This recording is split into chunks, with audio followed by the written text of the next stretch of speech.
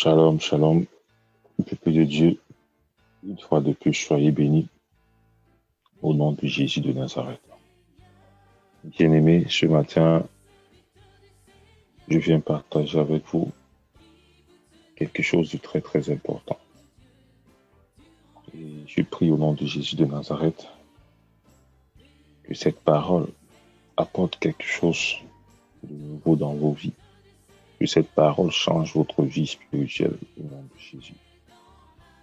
Ce matin, nous allons parler de quelque chose que nous tous nous connaissons.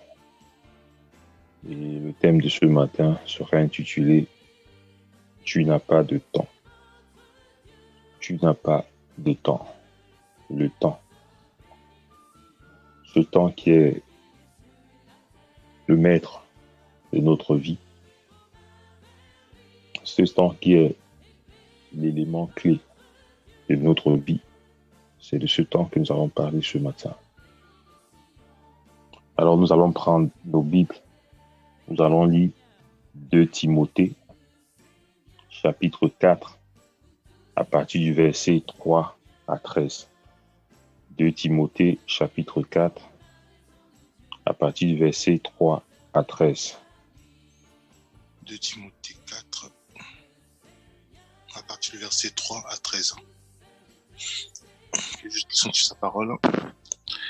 Car il viendra un temps où les hommes ne supporteront pas la sainte doctrine, mais, ayant la démangeaison d'entendre des choses agréables, ils se donneront une foule de docteurs selon leurs propres désirs, détournant l'oreille de la vérité et se tourneront vers les fables. Mais toi, sois sobre en toutes choses, supporte les souffrances, fais l'œuvre d'un évangéliste, remplis bien ton ministère. Car pour moi, je sers déjà de libation et le moment de mon départ approche.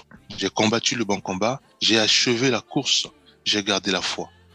Désormais, la couronne de justice m'est réservée. Le Seigneur, le juste juge, me le donnera dans ce jour-là. Et non à moi, mais encore à tous ceux qui auront aimé son avènement. Viens au plus tôt vers moi, car Démas m'a abandonné par amour pour le siècle présent.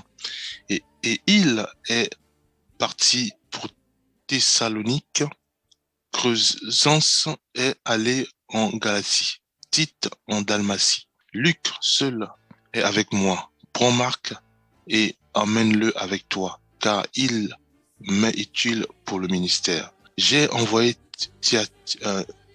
Tychique à Éphèse. Quand tu viendras, apporte le manteau que j'ai laissé à Traos chez Carpus et les livres sur tous les parchemins. Amen. Amen. Bien-aimés, le verset que nous venons de lire ce matin, nous voyons que dans tous ces versets que nous venons de lire, la Bible nous parle du temps. Voilà un homme qui était au dernier moment de sa vie, l'apôtre Paul. Mais quelque chose qui me surprend le plus dans ce verset que nous venons de lire, c'est le verset 13. Quand tu viendras, apporte le manteau que j'ai laissé à Tros, chez Carpus, et les livres, surtout les parchemins. Comment un homme qui sait que bientôt il devait être décapité ne peut pas se permettre de demander. Il n'a pas demandé un repas raffiné. Il n'a pas demandé un vêtement.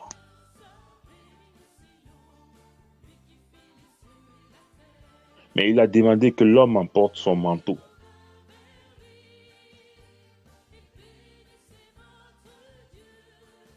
Il a demandé que l'homme apporte ses livres et quelques parchemins.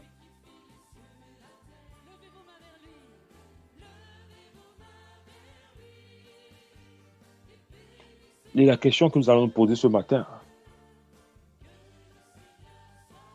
si tu étais dans la même situation pendant ces derniers moments,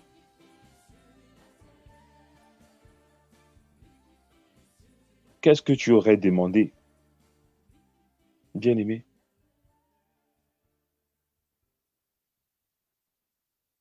L'apôtre n'a pas regardé qui devait mourir, mais il a continué à nourrir son intelligence.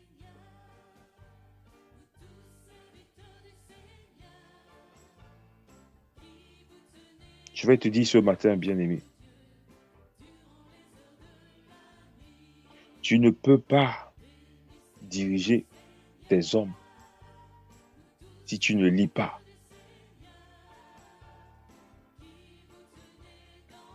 Il est important que l'homme puisse toujours s'instruire. Tandis que la louange nourrit ton esprit. La lecture nourrit ton intelligence.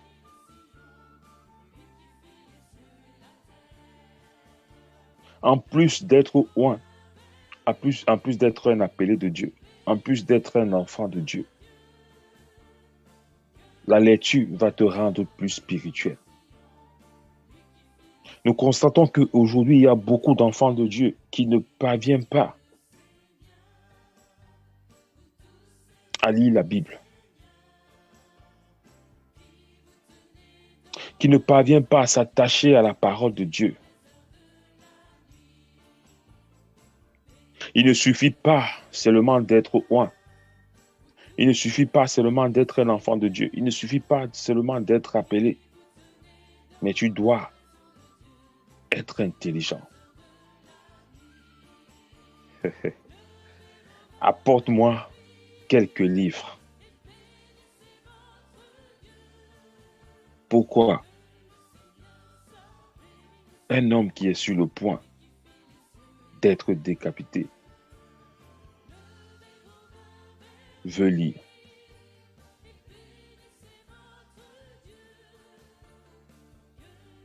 Parce qu'il n'est pas encore mort.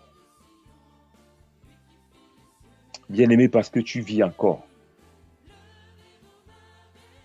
Ton corps, ton âme a l'obligation de se nourrir de la parole de Dieu.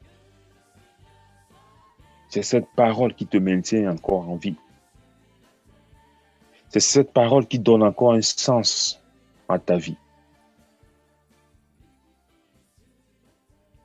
Timothée, fais attention au temps. Je te parle ce matin, bien-aimé. Fais attention au temps. Le temps d'un battement de cils. Et te voilà près de moi.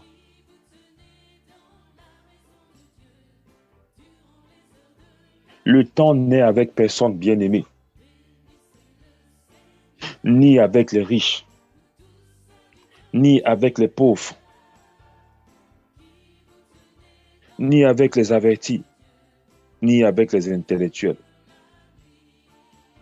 ni avec les enrobés, ni avec ceux qui ne le sont pas. L'horloge continue à tourner. L'horloge continue à tourner, bien-aimé. Qu'est-ce que tu fais de ton temps? Qu'est-ce que tu fais de ton temps, bien-aimé? Il y a certaines circonstances de nos vies. Il y a certains événements que nous avons traversés dans nos vies. Ces événements ne pourront plus jamais revenir dans nos vies. Parce que l'horloge continue à tourner. Donc, je vais te dire ce matin, bien-aimé, je vais te dire ce matin, peuple de Dieu, que cette invitation que tu écoutes ce matin, cette invitation que je te donne ce matin au travers de la parole de Dieu, a une date. d'inspiration. Et si j'étais toi? Et si j'étais toi, bien-aimé? Je n'attendais pas trop longtemps. Si j'étais toi, je ne perdrais pas trop de temps. Je devais saisir. Je devais m'accrocher à cette invitation que je suis en train de recevoir ce matin au travers de cette parole. Bien-aimé, si tu aimes quelqu'un, dis-le lui maintenant. Si tu veux faire du bien à quelqu'un, fais-le maintenant. Si tu dois t'excuser auprès de quelqu'un, fais-le maintenant.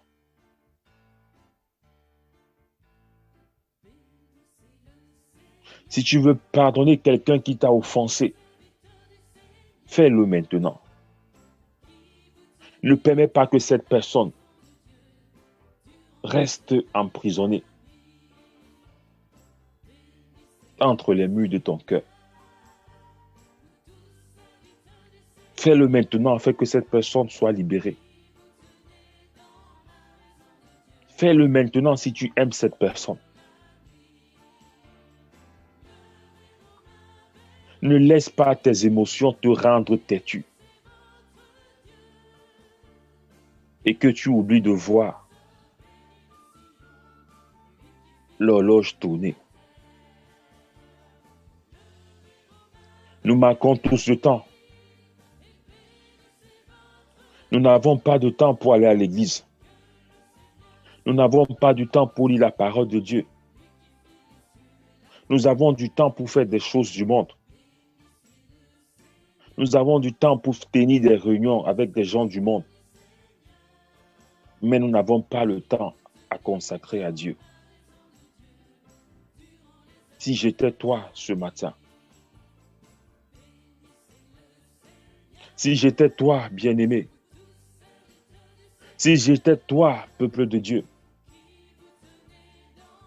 je n'attendrai pas longtemps. Bien-aimé, je vais te faire un témoignage.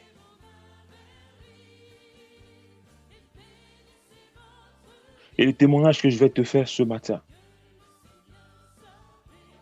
pourra certainement t'amener à comprendre beaucoup de choses. Un jour, dans un restaurant, un couple a tenu un discours. Et pendant qu'il tenait ce discours, il y a quelque chose qui s'est passé.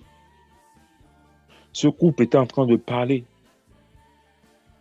par rapport à propos du mariage.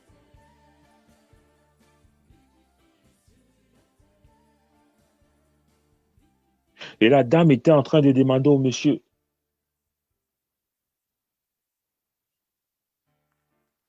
y a-t-il une différence entre un amour de jeune et un amour mature? Bien-aimé, j'ai eu la chance ce jour d'apprendre aussi beaucoup de choses.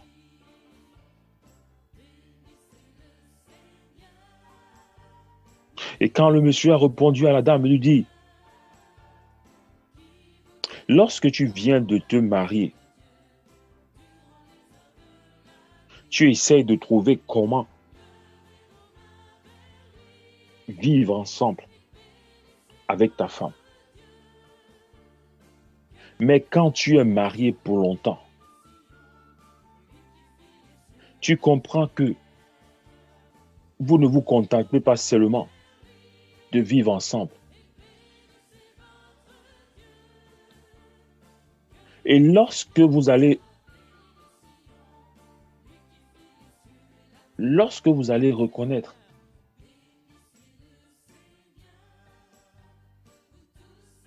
que vous ne vous sentez pas juste de vivre ensemble, mais que vous allez également mourir ensemble. Vous allez vous traiter différemment. Si j'étais toi, bien-aimé, si j'étais toi, je n'attendrais pas longtemps.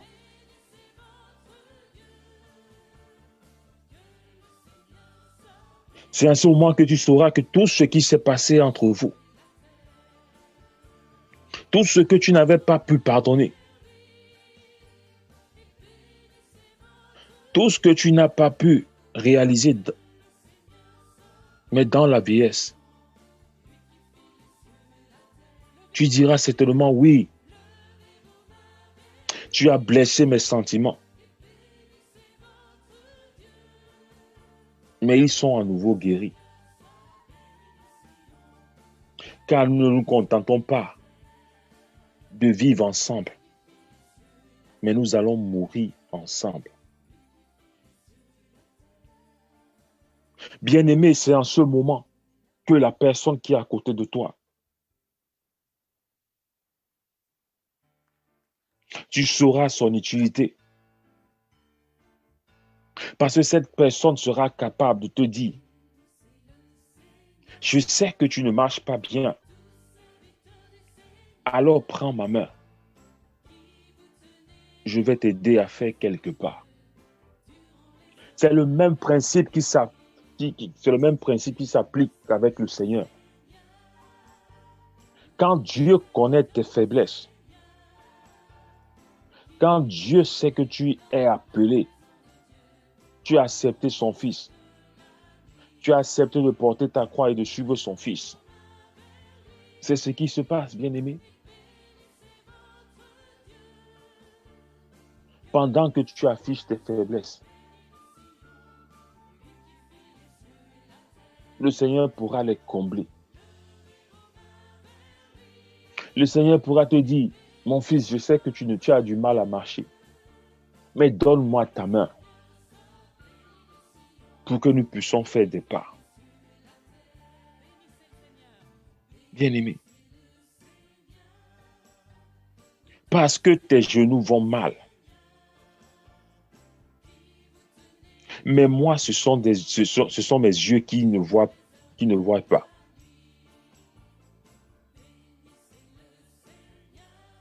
C'est en ce moment-là que vous allez vous compléter.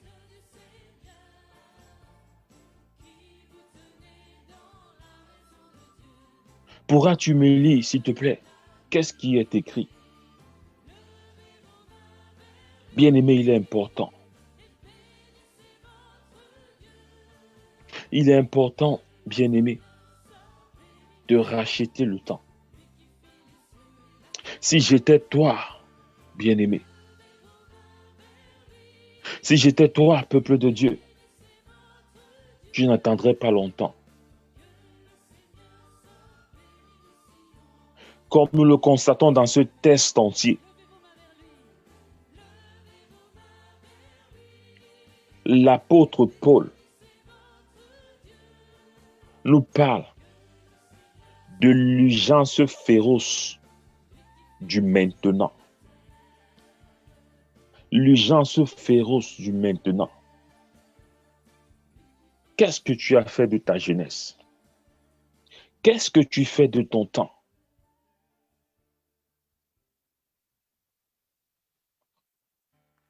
Parce que l'horloge continue à tourner, bien-aimé. Pendant que tu vas comprendre qu'il y a une urgence féroce du maintenant dans ta vie,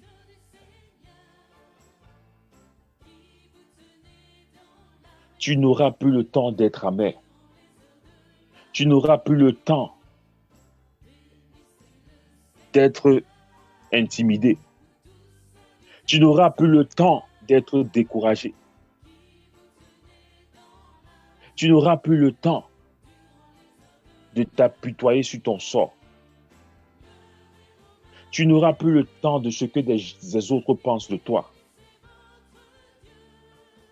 Ou quelle est l'impression qu'ils ont de toi.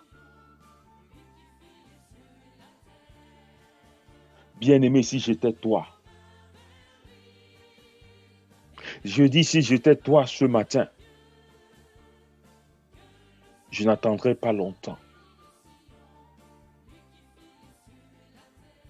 Bien-aimé, Paul écrivait les paroles avec ses mains qui tremblaient.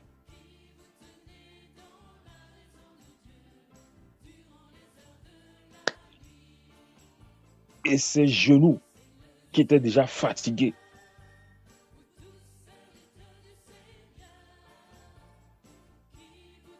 Mais qu'est-ce que Paul dit à Timothée?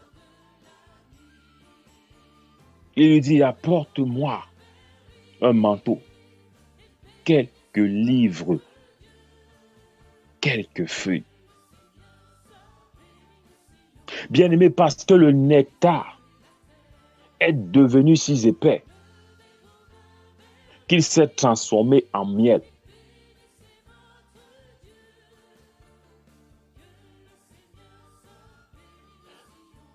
Tu as entendu le témoignage d'un homme de Dieu. Tu as entendu le témoignage venant d'une tierce personne pour ce que le Seigneur a fait pour lui. Bien-aimé, si tu veux que ce témoignage soit ton partage, si tu veux que la vie de cet homme de Dieu soit ton partage,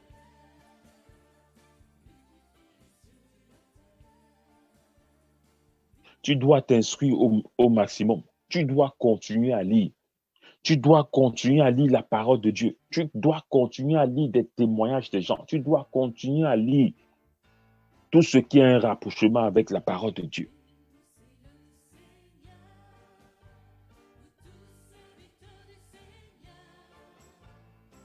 Bien-aimé, ce que je vais te transmettre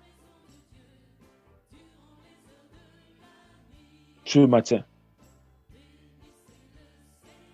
est le genre de sagesse que seul le temps peut produire. Je dis, ce que je vais te transmettre ce matin est le genre de sagesse que seul le temps peut produire.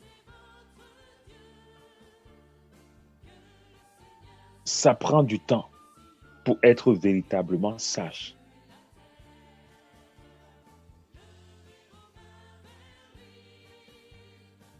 Il te faut de la jeunesse pour être intelligent. Parce que étant jeune, tu peux te souvenir de tout ce que tu as fait dans ta jeunesse. Mais ça prend du temps pour être sage.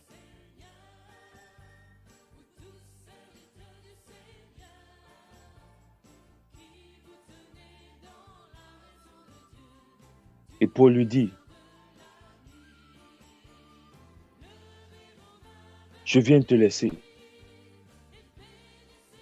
Je vais te laisser avec une petite sagesse.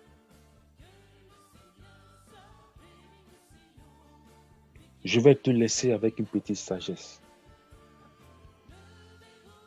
Bien-aimés, si nous lisons, nous continuons la lecture de notre Bible, mais en prenant plutôt toujours le 2 Corinthiens, 2 Timothée, chapitre 4, mais au verset 21.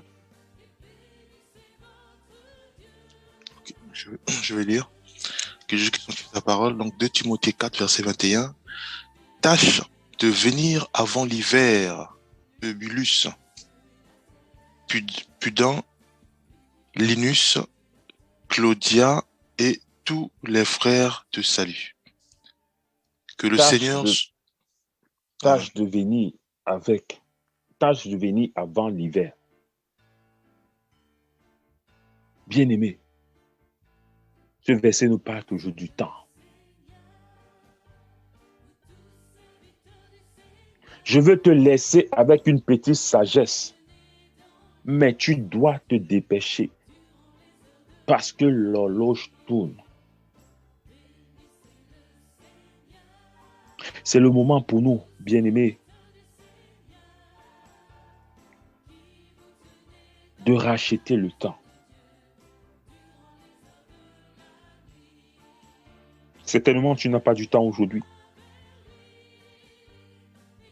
Tu te dis, dans 2 ans, je vais me consacrer entièrement au Seigneur.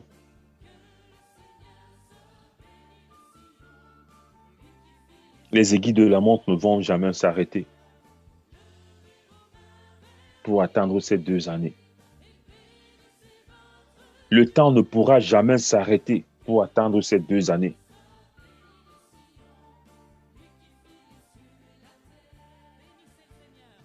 Que connais-tu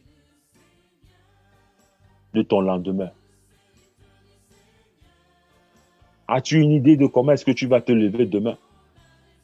As-tu une idée de comment est-ce que tu seras dans 1 mois? Bien-aimé, l'horloge continue à tourner. Il faudra être à mesure, comme l'apôtre Paul l'a dit. J'ai combattu le bon combat.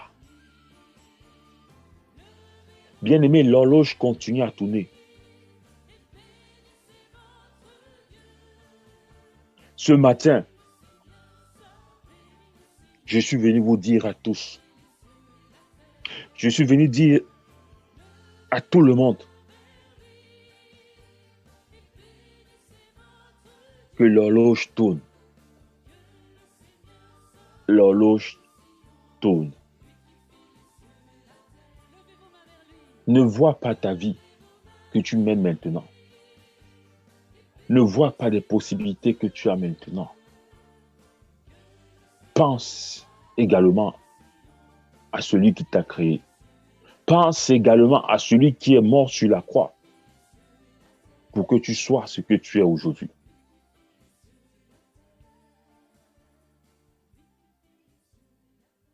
Bien-aimé, le Seigneur t'interpelle ce matin.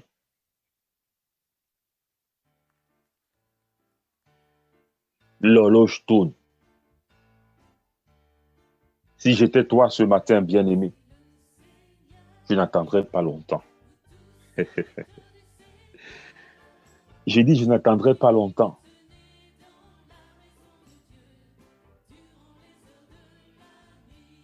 Peuple de Dieu, une fois de plus, soyez bénis au nom de Jésus.